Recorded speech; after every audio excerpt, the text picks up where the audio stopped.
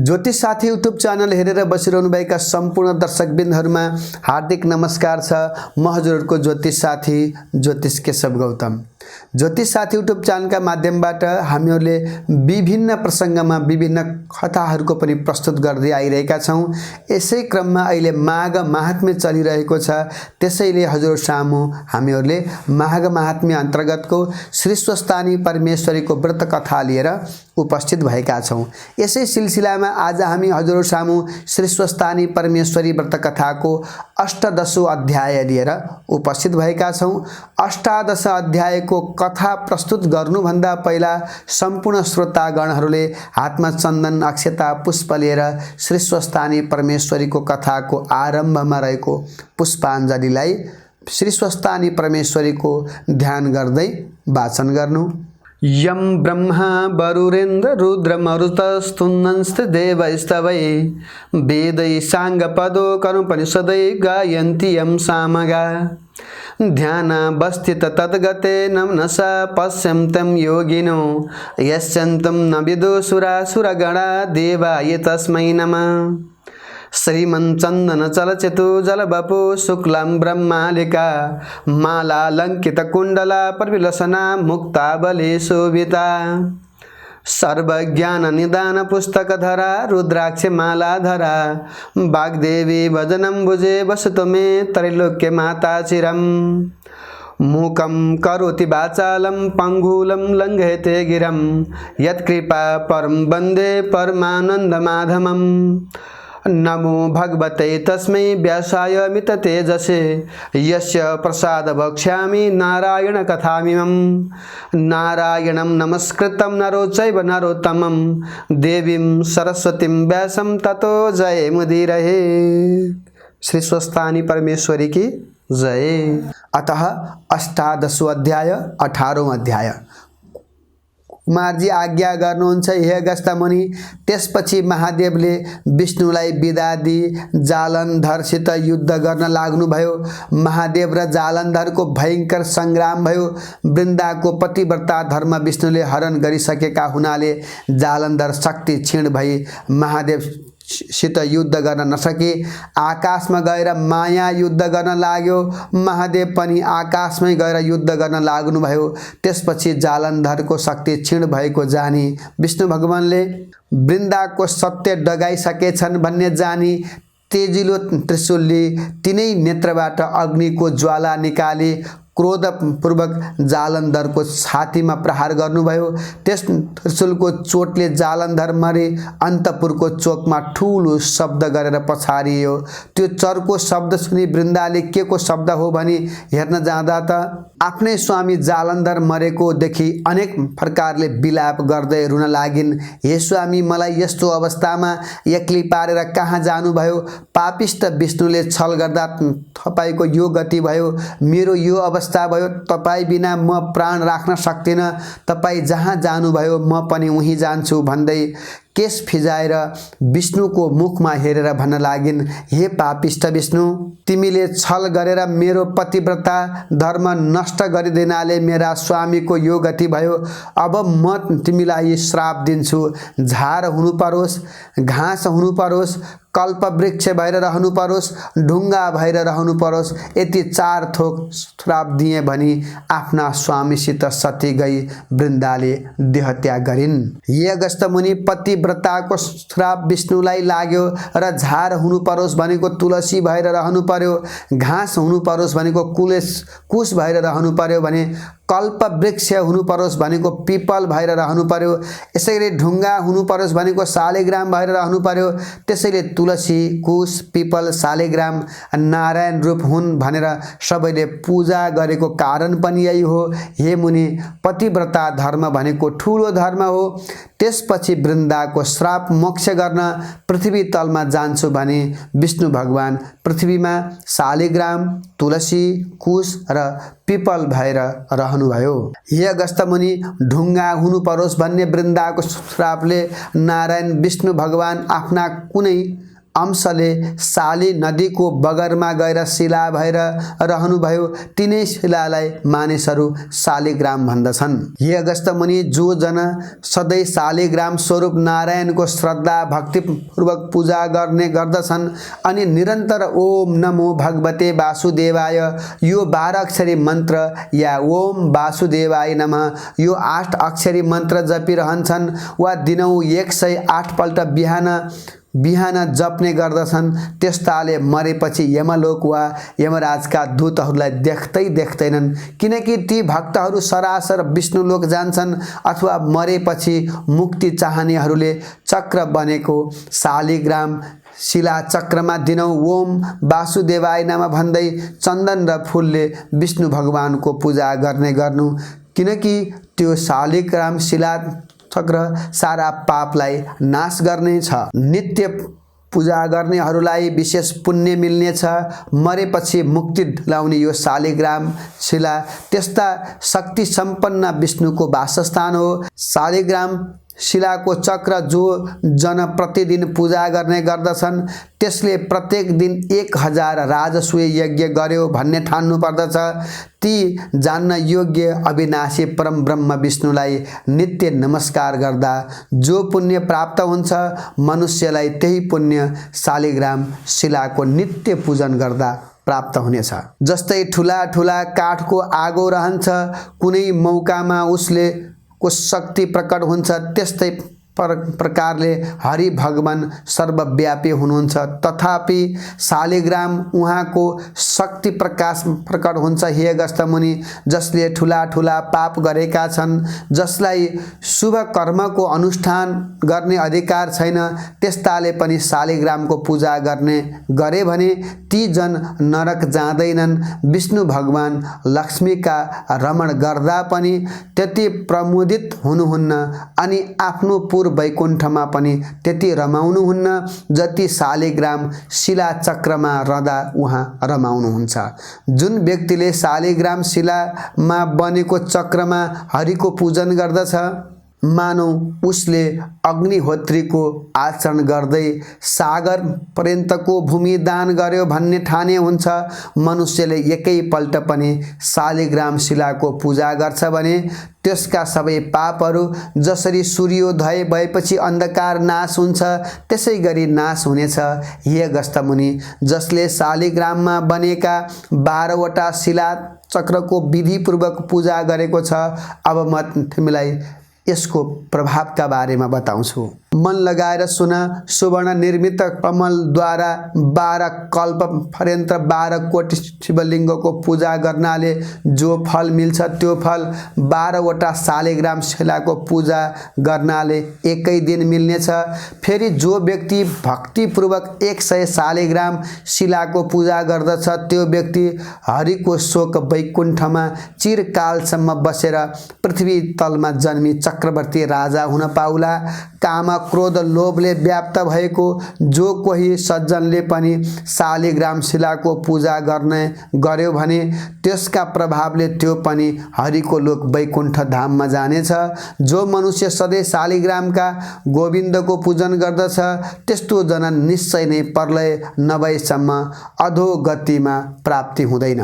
मनुष्यहरू बिना तीर्थ, बिना दान, बिना यज्ञ, बिना बुद्धि पनि शालिग्राम शिलाको पूजा गर्नाले मुक्तिमा प्राप्त हुन्छन्। शालिग्राममा हरिको पूजा गर्ने जन उग्र पापी नै भए पनि पछि उसको न नरकवास न गर्भवास हुन्छ, न त ऊ किरा फट्याङ्ग्रा आदि कुन्छे योनिमा नै जन्मन्छ। अर्थात् त्यस्तो तुर्यक योनि तेस्रो योनि शरीर हुने योनिमा जन्मिँदैन।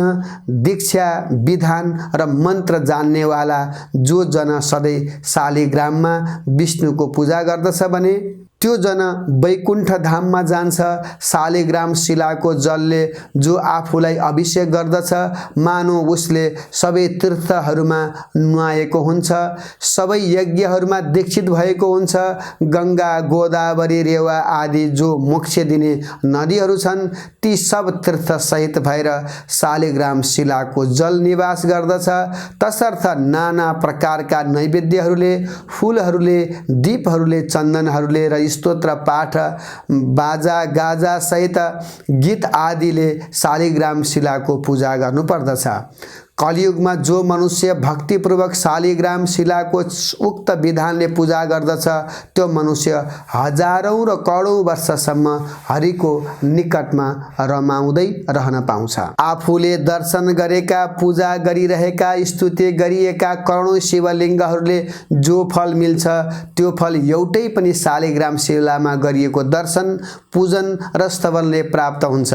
जो मनुष्यहरू शिला शालिग्रामबाट उद्भव विष्णु लिङ्गमा एकपल्ट पनि पूजा गर्दछन् ती जन्म अध्यात्म ज्ञान रहित भएका भए पनि मुक्ति प्राप्त गर्न सक्दछन्। शालिग्राम शिलारूप केशव भगवान जहाँ रहनुहुन्छ त्यही मोक्ष र देवता सिद्ध रहनेछन्। जहाँ 14 भुवन रहेको छ, जो मनुष्य शालिग्राम शिलाको अगाडि रहेर पितृहरूको श्राद्ध गर्दछ त्यसका पितृहरू तृप्त भएर 100 कल्पसम्म स्वर्गमा निवास गर्दछन्। जो मनुष्य नित्य प्रति शालिग्राम शिलाको जल पिउँछन् त्यस्ताको हजारौं पल्ट पञ्चगव्य आचमन गर्नाले जो प्रयोजन अथवा जे फल प्राप्त हुन्छ अर्थात् केही प्रयोजन छैन। जुन ठाउँमा शालिग्राम शिला रहन्छ त्यहाँबाट चारैतिर 3 योजन अर्थात् 12 कोससम्म त्यो स्थान तीर्थ समान मानिनेछ। त्यहाँ गरिएको दान होम सबै करोड गुणा र अधिक फलदायक हुन्छ। शालिग्राम शिलाको जल एवं गोमती चक्रको जल यी दुवै जल मिसाएर जो मनुष्य रोजै पिउँछ, दिनहुँ पिउँछ, शिरमा र शरीरमा छर्कन्छ यसको शरीर नै चक्रले चिन्हित भएको जस्तै हुन्छ। यसमा कुनै शङ्का छैन। जो चक्र संसारमा गुप्त रहन्छ त्यो चक्र यमलोकका धर्मराजलाई छोडेर अरू कसैले पनि देख्दैन। हरिभक्तहरूको चरणोदकको सेवनले यमराज भयभीत रहन्छन्। यसै कारण वैष्णवहरूको उत्तम घरमा जान आफ्ना दूतहरूलाई निषेध गरेका छन्। जो कोही नदीहरू सोझै समुद्रमा मिल्नेवाला छैनन् माघ मासमा तिनमा स्नान गर्नाले त्रिरात्र व्रतको फल प्राप्त हुनेछ। सोझै समुद्रमै मिसिने नदीहरूमा स्नान गर्नाले 1 पक्ष व्रतको फल मिल्नेछ। समुद्रमै स्नान गर्नाले 1 महिनाको व्रतको फल मिल्नेछ। गोदावरीमा स्नान गर्नाले 6 महिना व्रत गरेको फल मिल्नेछ भने गङ्गामा स्नान गर्नाले 1 वर्ष व्रत गरेको फल मिल्नेछ। तर शालिग्राम शिला रूपी भगवानको चरणोदकले स्नान गर्नाले 12 वर्ष व्रत गरेको फल मिल्नेछ। यदि माघ महिनामा स्नानका लागि शालिग्रामको पवित्र जल मिल्यो भने करोडौं तीर्थको सेवाले केही प्रयोजन छैन। जो मनुष्य आमाका दूधका साथमै मिलाएर शालिग्राम शिलाको जल 1 कण मात्रै पिउँछ भने पनि त्यो मनुष्य मोक्ष हुनेछ। शालिग्राम शिलाको नजिकको 1 कोस वरिपरिको भूमिका किरा पनि मर्यो भने त्यो पक्कै वैकुण्ठ लोकमा जान्छ। जो मनुष्य शालिग्राम शिलाको उत्तम चक्र दान गर्दछ उसले पर्वत औ जङ्गल सहितको भूमण्डलको दान गरेको फल पाउँछ। जो जना शालिग्राम शिलाको मोल लाउँछ अथवा बेच्छ अथवा बेच्ने राय दिन्छ अथवा जो मनुष्य उसको जाँचबुझ गर्छ ती सबै नै मरेपछि प्रलय पर्यन्त नरकमा नै जाकिन्छन्। यसकारण शिलाग्राम शिलाको किनबेच गर्नु हुँदैन। पापसँग डराउने मान्छेहरूले सधैँभरि सारा पाप नाश गर्ने वासुदेव भगवानको स्मरण गर्नुपर्दछ।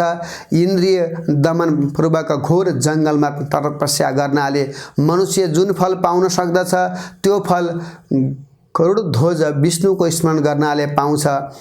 अज्ञानले वंशीभूत भएर जानी नजानी धेरै प्रकारको पाप गर्ने मनुष्यले पनि सारा पाप हर्ने हरिलाई सम्झेर नमस्कार गर्यो भने त्यो जन नरक जाँदैन। पृथ्वीमा जति तीर्थ छन् अनि जति पुण्य स्थलहरू छन् विष्णुको नामको कीर्तनले नै ती सब गरिएको पुण्य फल प्राप्त गर्न सक्दछ। सारंग धनुर्धारी शरणागत वत्सल विष्णु भगवानको शरणमा जो व्यक्ति पर्दछ तिनीहरूले न यमराजलाई देख्नु पर्दछ न त तिनीहरूसँग नरक नै जानु पर्दछ। नारी जातिहरू त धोका दिई झुक्याई पर नारीको सतीत्व डगाउने विष्णुको त्यस्तो भणु अंश नै शालिग्राम भएको हो। तसर्थ नारी जाति मात्रको अपमान गर्ने त्यो अंश हो भन्ने ठानी शालिग्राम शिलालाई छुँदैनन् र पूजा पनि गर्दैनन्। त्यस्ताले त केवल शालिग्राम धोएको वा शालिग्राम चोभेको जललाई नै उनै साक्षात निर्दोष अंशका रूपमा लिन सक्दछन्। यसरी ती नारीहरूले विष्णुको चरणदक मानि ओम नमो वासुदेवाय भन्दै अचाएर शिरमा दिनहुँ छर्कने गरे पनि अथवा प्रत्येक एकादशीको व्रत बस्ने गरे पनि तथा 12 महिनामा आउने त्यस पूर्णिमाको मलमासमा पर्ने मलमासकै पूर्णिमाको कथा सुन्ने गरे मात्रै पनि सधैँ शालिग्रामको पूजा गरे बराबरको पुण्य फल प्राप्त गर्न सक्दछन्। ये अगस्त मुनि घाँस हुनु परोस् भन्ने सती वृन्दाको श्रापले आफ्ना एक अंशले तुलसीका पातहरूले जो मनुष्यले हरिको पूजन गर्दछ त्यो मनुष्यलाई पानीमाथि र पानीमै रहेको कमलको पातलाई पानीले नभिजाए जस्तै गरी नभिजाए झै गरी कुनै पापहरू पनि सबै छुन सक्दैनन्। अथवा 1 तोला सुन या 4 तोला चाँदी दान गर्नाले जो फल प्राप्त हुन सक्दछ त्यो फल कुनै पनि एकादशीको दिन तुलसी पत्रले हरिको पूजा गर्दा प्राप्त हुन्छ। एकादशीका दिन तुलसीले पूजा गर्दा भगवान विष्णु जस्तो प्रसन्न हुनुहुन्छ त्यसै प्रसन्नता रत्नमणि वैदुर्यमणि आदि मुगा आदिले पूजा गर्दा पनि प्रसन्न हुन सक्नुहुन्न। एकादशीको दिन जुन जनले तुलसीका मन्जरीले केशव भगवानको पूजन गर्दछ त्यसले जन्मदेखि मरेका पाप घुरान सबै बढार्दछ अनि जन्म जन्मान्तरका 10,000 वर्षदेखि गरिआएका आफ्ना सारा पाप कन पनि खाक पारिदिन सक्दछ। सधैँ दर्शन गरिरहेकी, सधैँ स्पर्शन गरिरहेकी, सधैँ ध्यान गरिरहेकी, सधैँ कीर्तन गरिएकी र सधैँ स्तुति गरिएकी, स्वयं रोपिएकी र स्वयं सिंचित गरिएकी र सधैँ पूजा गरिएकी र सधैँ ढोगिएकी तुलसी अत्यन्तै कल्याणकारिणी हुन्छन्। यी अथवा यस्ता युक्त 9 प्रकारको जो जन प्रतिदिन तुलसीको भक्ति गर्दछन् त्यस्ता जन हजारौं करोडौं युगसम्म पनि हरिको घर वैकुण्ठमा बास गर्दछन्। हे गस्त मुनि रोपिएकी तुलसीले जति जरा फैल्याउँछिन् त्यति 1000 युगसम्म रोप्नेको पुण्य फैलाउँछिन् अर्थात् बढाउँछिन्, विस्तार गर्छिन्। हे गस्त मुनि जुन जनद्वारा रोपिएको तुलसी जबसम्म आफ्ना हाँगा बेगा शाखा शाखान्तरहरूलाई फैलाउन सक्छिन् उनका विषौं र पुष्प र पत्रले पृथ्वी तलमा बढारिरहन्छन्। ती पुरुषका कुलमा जो जन्मिएका छन्, जो पछि जन्मिने छन् र जो बितिसके ती सब जनको 2000 कल्प वर्षसम्म हरिको धाममा अर्थात् वैकुण्ठमा बास हुन सक्दछ। हे गस्त मुनि झाङ तुलसीहरूको झाडी रोप्नेले यमराजको दर्शन गर्नु पर्दैन किनकि तुलसीको बुटो सबै पापलाई नाश गर्ने, चिताएको कल्याणकारी कुरा पुर्याउने, पुण्य दिने हुन्छ। जुन घरमा झाँगिएको तुलसीको मठ रहन्छ त्यो घर पुण्य तीर्थ समान हो। त्यहाँ यमराजका दूतहरू जाँदैनन्। जो जन आफ्ना घरको आँगनमा तुलसी रोप्दछन् ती जन त्यस तुलसीको बोटमा जति बीज र जति तुलसी दलहरू हुन्छन् अनि ती बीजका सन्तान दर सन्तान फैलाइदिने चलिरहन्छन् त्यति 1000 वर्षसम्म स्वर्गमा बस्न पाइन्छ। तुलसीको वासना सुँगेर प्रसन्न मन भएका पितृहरू गौडमा चढेर चक्रपाणी स्वरूपमा विष्णुको भगवान वैकुण्ठमा जान पुग्छन् भने विशेषतः नर्मदाको दर्शन, गङ्गाको दर्शन तथा तुलसीका झाङहरूको स्पर्श यी तीनै अर्थात् यी तीनैको पुण्य उत्तिकै कहिएको छ, बराबर वर्णन गरिएको छ। तुलसी रोप्नाले, तुलसी हुर्काउनाले, तुलसीलाई सिंचित गर्नाले र तुलसीलाई दर्शन गर्नाले मात्रै पनि मनुष्यले आफ्ना मनले गरेका पापहरू, वचनले गरेका पापहरू र शरीरले सञ्चय गरेका सम्पूर्ण पापहरू डढाउँछन् अथवा विनाश गर्न सक्छन्। जो जन तुलसीका मन्जरीहरूले नारायण हरिको पूजन गर्दछ त्यो जन मरेपछि मुक्ति हुन्छ। उसले फेरि गर्भवासको ओहोर दोहोर गर्नु पर्दैन।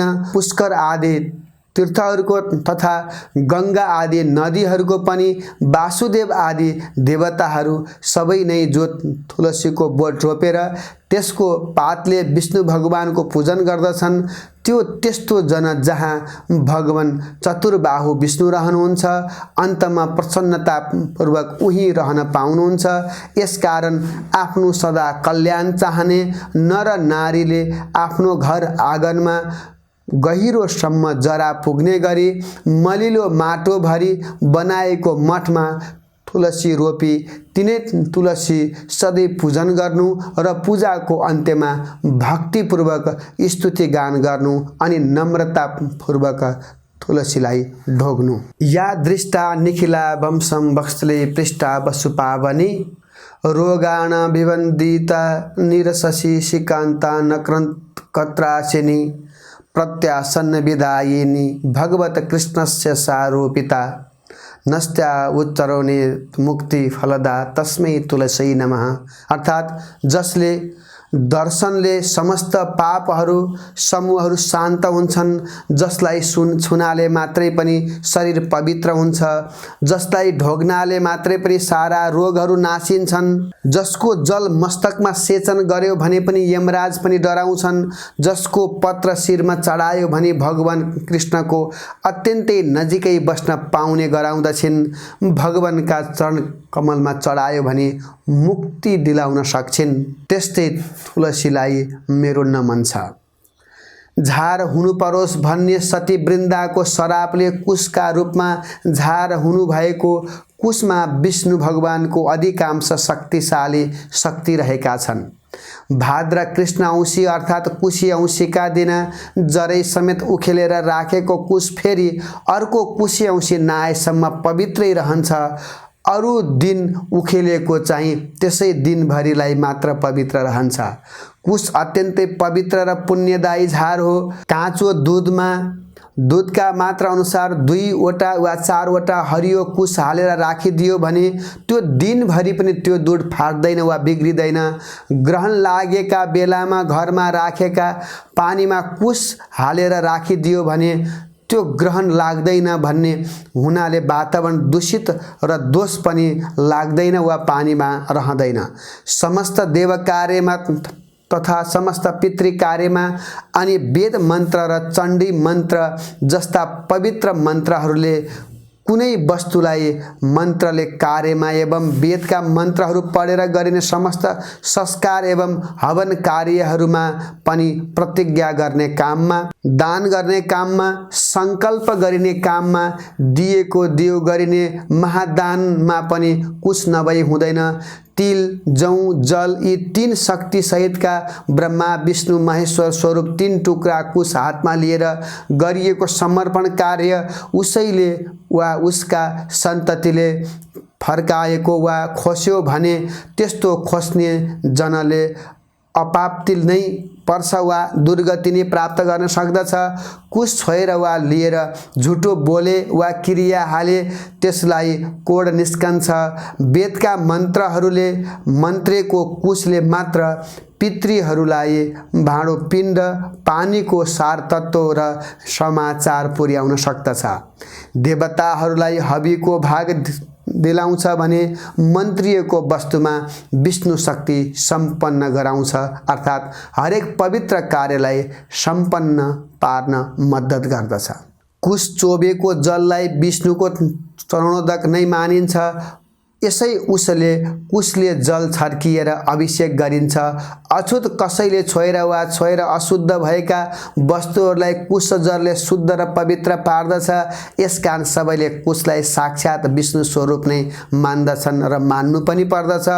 पहिलेका राजाहरूले देवी देवताहरूको पूजा आजा चलाउन कुश समाति दान गरेका भूमि पछि काले हडपेर भोग गरे अथवा रैकरमा गाभेर भने त्यस्ताहरूको पनि 40 वर्षभित्रै चिल्ली बिल्ली अनि बिचल्ली हुन सक्दछ। तसर्थ कुशको अपमान गर्नु साक्षात विष्णुको नै अपमान गर्नु जस्तै हुन्छ, किनकि प्रत्येक वनस्पतिमा सधैँ कुनै न कुनै गुण अवश्य रहेको हुन्छ, त कुशमा साक्षात विष्णु नै रहनु भएको हुन्छ। त्यसैले तिल जौ जल सहितको कुश पक्रेर संकल्प गर्दा पहिले हरिहि ओम तत्सत भनिन्छ, अर्थात ओम माने सत्य रज तम मिलेको शक्ति, ओम नै हरि यानी विष्णु हुनुहुन्छ, तत् माने त्यो विष्णु नै सत यानी सत वस्तु हो। तसर्थ त्यो कुश स्वरूप विष्णुलाई समातेर म संकल्प गर्दैछु। त्यसरी संकल्प गरेको वस्तु जो हडप छ त्यो अवश्य नासिन्छ। सती वृन्दाको रुख हुनु परोस् भन्ने सत्य श्रापले गर्दा आफ्नो कुनै एक अंश विष्णु भगवान पिपलको रुख हुनु पर्यो। तसर्थ पिपलको रुखलाई मान्छेहरू साक्षात विष्णुको रूप जस्तै ठानेर नर वा नारी सबैले प्रयत्नपूर्वक प्रत्येक शनिश्चरबार मात्र पूजा गर्ने गरून्। जीवनमा बार नसके पनि एकपल्ट त शनिबारको दिन पारेर यथाशक्ति गरी पिपलको प्रदक्षिणा 1 लाख अवश्य पुर्याउन्। पिपलको फल पाकेको महिनामा बन्ध्या नारीले यदि शनिबारको दिन पारे पिपलको रुख मुनि विधिपूर्वक राधा र दामोदरको यानी लक्ष्मी र नारायणको पूजा गरून् र राधा दामोदरको स्वरूप मानेर ब्राह्मण दम्पतिलाई श्रद्धा भक्तिपूर्वक यथोक्त भोजन गराई दक्षिणा दिइसकेपछि नबोलिकन एकदम मौनतापूर्वक आफू पनि भोजन गरून्। त्यसपछि आउने कुनै दिन पनि पर सरेको चौथो रात बितेको भोलिपल्टको दिनमा गाईको दुधमा पिपलका पाकेका फल 2 तोला जतिको खीर पकाएर खानु। यसरी खीर पकाएर त्यो दिन खीर मात्र हवन गर्नु अथवा भोजन गर्नु। एकदम बन्ध्या नारी पनि छोरै पाउने गरी सिधा अंग प्रत्यङ्गका पति सम्भोगले गर्मिणी हुन्छ, यसमा कुनै शंका छैन। अरु छोरी मात्र पाउनेको त कुरै छैन, अथवा नयाँ सन्तान पुत्र नै प्राप्त हुन सक्दछ। त्यस्तै प्रति शनिबार पिपलको पूजा गरेर फलामको दक्षिणा चढाउनाले पनि 7.5 को शनि दशा हुनेलाई शनिश्चरले पिर्दैन। अनि पिपलको पूजा वा दर्शन स्पर्श र प्रदक्षिणा यी सबै शनिश्चरबार मात्र गर्नुपर्दछ, किनकि पिपलको रुखमा मात्रै शनिश्चरले टिक्ने ठाउँ पाएकाले अरु बार गर्यो भने शनि रिसाउँछ र त्यो पूजा आदि गर्ने मनुष्य सदा महादरिद्र रहन्छ। किनकि पिपलको वृक्षमा शनिश्चरको पनि वास छ र अरु भूत प्रेत पिशाच राक्षस डाकिनी साकिनी आदिको पनि वास छ। तिनीहरूलाई त्यहाँ बस्नका लागि भगवान विष्णुले नै अभय दान दिनुभएको छ। यसैले पिपलको बोट नजिकैको घरमा पिशाचदेखि डराउने पितृहरू जाँदैनन्। प्रातः मध्याह्न सायं र आधा रातमा भूत प्रेत पिशाच नाच्ने हुनाले त्यस्तो लाग्दछ र भनेर मानिसहरू पिपलको बोट भएको ठाउँमा त्यतिखेर वा रात्रिका समयमा जाँदैनन् र केटाकेटीहरूलाई पनि लाँदैनन्। यसै कारण भूत प्रेत आदिको आश्रयस्थल भएको पिपलको रुख काट्नाले या उसको दाउरा बाल्नाले त्यो काट्ने वा बाल्ने व्यक्तिको अपलाप्ति नै हुन्छ। अथवा किनकि पिपलको वृक्ष भूत प्रेत आदिले निवास स्थान हो र वृन्दाका श्रापले पिरिएका साक्षात विष्णुको स्वरूप नै हो। हे अगस्त्य मुनि, त्यसरी वृन्दाको सत्य डगाउने काम सके शिवजीसँग विदा भई विष्णु भगवान वैकुण्ठ धाम भएपछि शिवजी आफ्नो काम फत्ते गरी हर्षले साँडेमा चढी सकल देवता अघि पछि लगाई अनेक खुसीका बाजा बजाई अप्सराहरूले नाची गन्धर्वहरूले गान गरी पुष्प वृष्टि गर्दै कैलाशमा प्रवेश गर्नुभयो अनि प्रथम गणहरूसहित शिव भक्ति स्वरूपले रहनुभयो। त्यसपछि सबै देवताहरू महादेवसित बिदा मागेर आफ्ना आफन्त आश्रममा गई आनन्दपूर्वक रहन थाले। हे अगस्त्य मुनि, अब म पातालका कुरा कहन्छु, तिमी ध्यानपूर्वक सुन। पार्वतीको आज्ञाले अश्वत्थामा ऋषि सप्त पातालको मूल रसातलमा पुगे। कस्तो पाताल भने सूर्यको प्रकाशले प्रकाशमान भएको अनेक प्रकारका रत्नहरू जडेर बनाइएको सुवर्णको जस्तो। पुरीमा असंख्य सम्पत्ति भएका शेषनाग, तक्षक नाग, कर्कोट नाग, पद्मनाग, शंखनाग र कुलिक नाग, त्यसै गरी करुण नाग बसेका र नागिनीहरू पनि हीरा, मोती, मणिमाणिक्य आदिका गहना एवं उत्तम उत्तम वस्त्र अलङ्कार पहिरी ऊ भन्दा ऊ राम्री र ऊ भन्दा ऊ राम्री भएर बसेका त्यस्तो स्थानमा पुगेपछि अश्वत्थामाले, हे शेषनाग, पार्वतीको आज्ञाले श्री स्वस्थानी परमेश्वरीको व्रत खराई जो दुखी छन्, जो दरिद्री छन्, तिनको उद्धार गर्न म यहाँ आएकी हुँ। यहाँ कोही दुखी छन् कि भनी सोद्धा अश्वत्थामाको वचन सुनि शेषनागले भन्छन्, हे ऋषि, यहाँ उस्तो दुखी र दरिद्री कोही पनि छैनन्। त्यहाँ त्यस वनको नगिचै शङ्खचूड नाग र रत्नचूड नाग, त्यसै गरी कृपादत्त नाग र धृतराष्ट्र नागको घर छ। तिनका स्त्री साह्रै कष्टमा छन्, त्यही गएर सुध्याऊ। यति शेषनागले भनेपछि अश्वत्थामा तिनै नागिनीहरू कहाँ गए र त्यहाँ शङ्खचूड नागकी स्त्री हीरावती, रत्नचूड नागकी स्त्री रत्नावती र कृपादत्तकी नाग स्त्री मृगावती एवं धृतराष्ट्रकी नाग मदनावती थिए।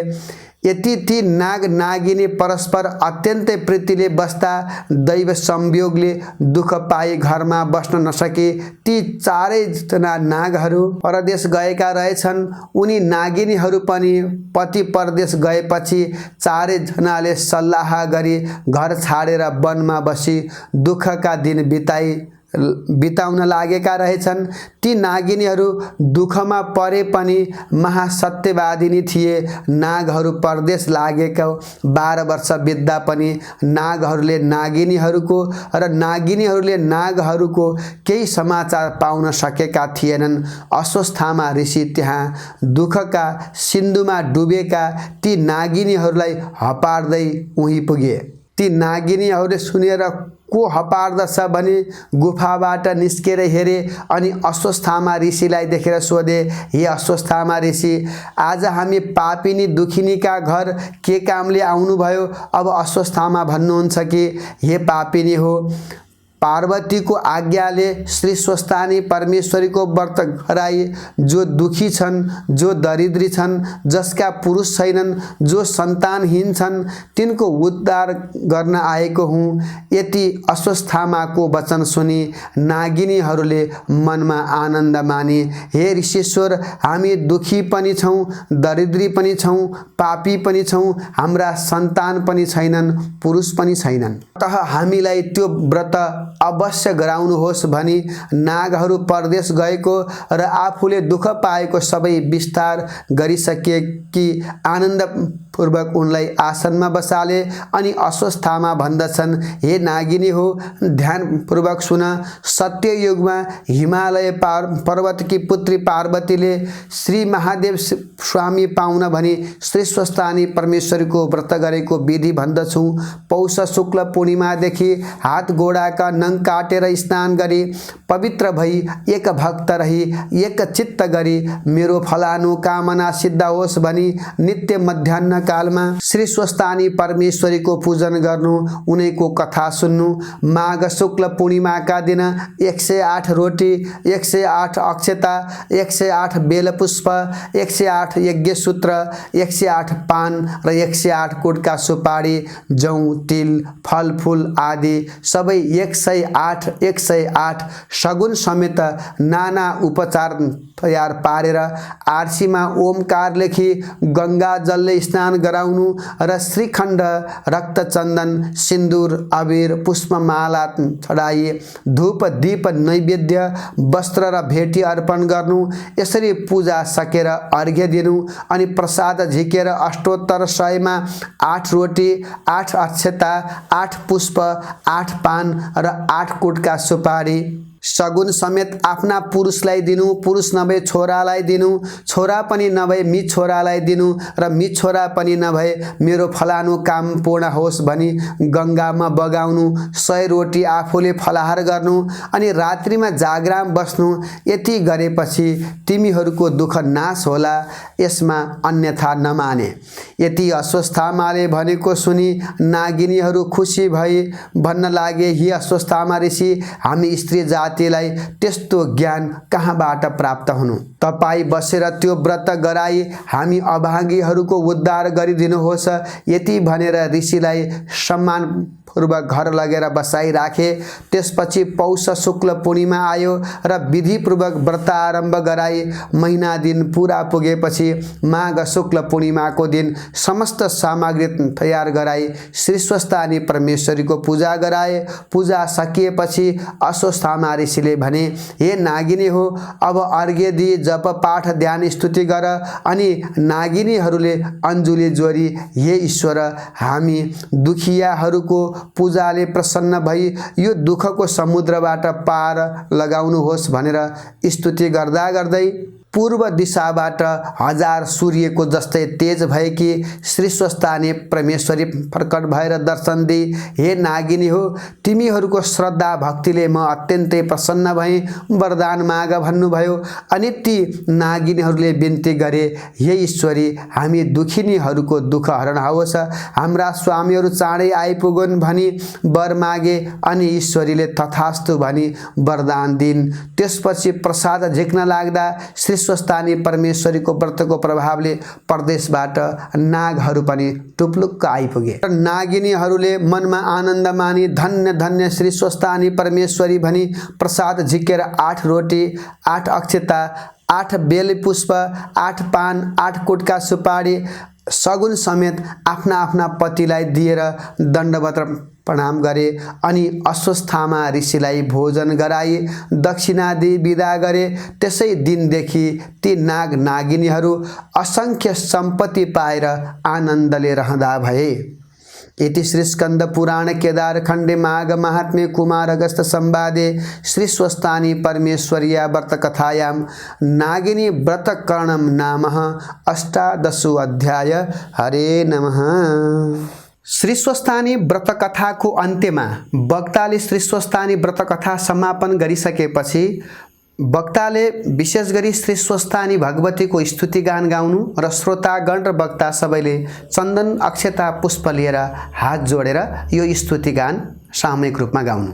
उपनयतु मङ्गलं वः सकल जगत मङ्गलालय श्रीमान दीनकरण किरणे निबोधित नवन लीन निवेक्षणः कृष्णः काले व्रसतु प्रजन्यं पृथिवी शशशालिनी देशोऽयं छेवरहितो ब्राह्मणा सन्तु निर्भया अपुत्रा पुत्रिणा सन्तु पुत्रिणा सन्तु पौत्रिणा निधना सदना सन्तु जीवन्तु शरदां शतम् तत्रैव गंगा यमुना च तत्र गोदावरी सिंधु सरस्वती च तीर्थानि सर्वाणि वसन्ति तत्र तत्रैव द्वार कथा प्रसंग या कुन्देन्तु तुषारहार धवला या शुभ्रवस्त्रावृता या वीणा वरदण्ड मंडितकरा या स्वेद पद्मासना या ब्रह्माच्युत शंकर प्रभृतिवी देवै सदा वंदिता सामं पातु सरस्वती भगवती निःशेषजाड्यापः